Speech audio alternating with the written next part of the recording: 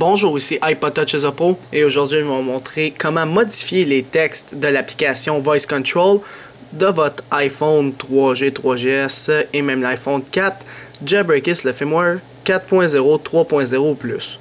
Ben, dans le fond, n'importe quel appareil qui a le Voice Control. Qu'est-ce que le Voice Control? C'est le contrôle vocal quand vous maintenez. Il y a ça. Alors, je vais vous montrer comment modifier le texte de ce que la madame dit. Admettons, je vais vous donner un exemple. Quelle est cette chanson? Tu me prends pour une conne, il n'y a pas de musique. Bon, elle est pas gentille la madame, elle m'a dit tu me prends pour une conne, il n'y a pas de musique. Alors dans le fond, cette vidéo-là, ça va vous permettre de savoir comment changer ce que la madame vous dit. C'est ça. Alors, vous pouvez faire soit par SSH ou directement depuis votre appareil via l'application iFile ici. iFile. iFile, ça permet d'accéder aux fichiers système de votre appareil, qui est le VAR, et les fichiers système. Là. Alors, vous pouvez le faire soit via SSH avec WinSCP, Diskade, QTFTP, etc. ou directement de l'appareil. Moi, je vais le faire personnellement directement de l'appareil avec l'application iFile qui est payant sur le Cydia Store. Alors, si vous le faites par SSH par votre ordinateur, c'est la même chose, c'est le même dossier, puis c'est la même méthode. Alors, premièrement, il faut ouvrir iFile, ou si vous faites du SSH, allez directement via SSH. Alors, connectez-vous à votre appareil, et là, allez au dossier root, qui est la racine, dans le fond. Une fois que vous êtes à la racine, vous devez aller dans les dossiers suivants, soit Système, Library, qui est le seul dossier disponible. Par la suite, ça serait, je pense... Je vais juste être sûr. Ouais, c'est ça. Voice Service. Celui-là. Après, c'est les plugins. Après, là, vous avez Buzz. Buzz étant les téléphones quand vous appelez. Ou Buzz. Non, c'est ça. Buzz ne nous intéresse pas.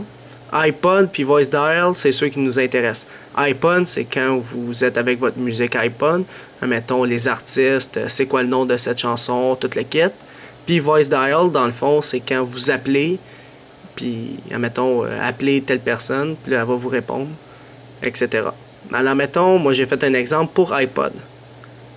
Alors là, vous devez décider le langage de votre appareil. Si vous êtes en anglais, vous devez le modifier en anglais. Si vous êtes en français, modifiez-le en français. Moi, j'étais en français. Puis là, vous avez 3 dossiers. Nous, on va aller dans ce qui s'appelle feedback.string. On appuie dessus. Bon. Là, il y a plein de petits textes. Il y a quelque chose d'important qu'il ne faut pas toucher, c'est le texte en majuscule.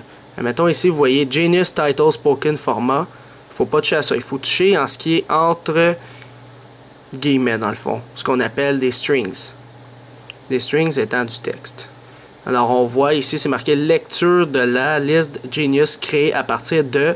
Puis le pourcentage A, c'est il va lire c'est quoi le nom de l'artiste. Admettons qu'on peut checker ici à l'écoute de tel.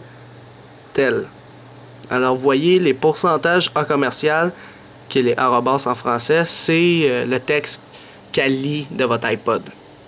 Alors, si on peut voir dans No Music Playing, ici, j'ai marqué « Tu me prends pour une conne, il n'y a pas de musique ». Alors, c'est ça.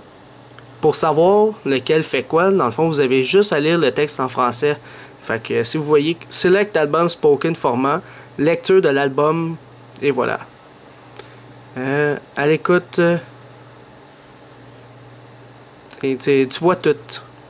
Aucune musique à l'écoute, souhaitez-vous en écouter, artiste inconnu. Morceau 106. Admettons, je vais en faire un autre. Ordre aléatoire.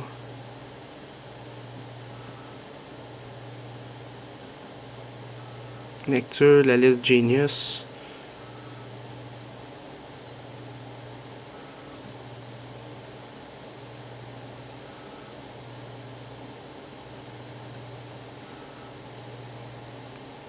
Lecture de l'album. Admettons qu'on va faire ça. Là, vous devez faire Edit en haut à gauche pour éditer. Sur votre ordinateur, vous devez copier le fichier feedback.strings sur le bureau de votre ordinateur.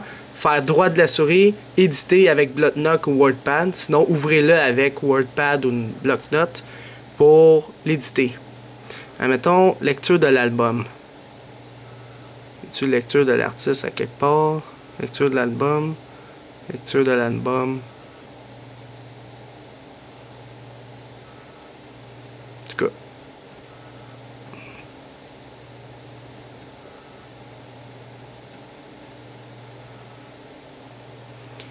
Là, je vais juste éditer.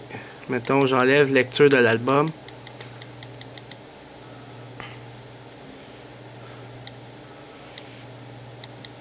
Voilà. iPod Touch is a Pro. Ton album de merde. Et voilà. Admettons que... Il est où, là? Ouais, c'est ça. Voilà, iPod Touch is a Pro, ton album de merde. Puis là, il va dire le nom de mon album.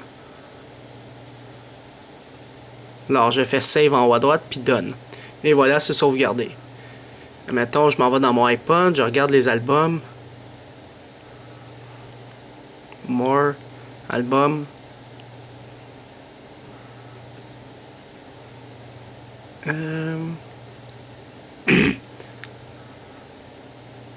Mettons qu'on va dire American Idiot. Faut parler en français, là, c'est juste que mes albums sont pas mal en anglais. Écoutez album American Idiot. Voilà, iPod Touch is a Pro, ton album de merde d'Americain Idiot. Alors il dit voilà, iPod Touch is a Pro, ton album de merde American Idiot. Alors c'est ça, c'était vraiment simple sur l'utilisation et la modification du voice control dans le fond. Je vais juste faire ma musique là. Puis dans le fond c'est ça, c'est pour savoir comment modifier les strings du voice control pour son iPod Touch ou iPhone, Jabbercus le firmware 3.0, 4.0 ou plus. Alors c'est ça, c'était iPod Touch is a Pro. Visitez mon site internet www.ipodtouchisapro.com et n'oubliez pas de vous abonner à mon canal de YouTube en cliquant sur s'abonner. Cela va permettre de recevoir toutes les prochaines vidéos que je vais sortir sur mon site internet et sur mon canal de YouTube. Alors c'est ça, c'était iPod Touch is a Pro. Merci.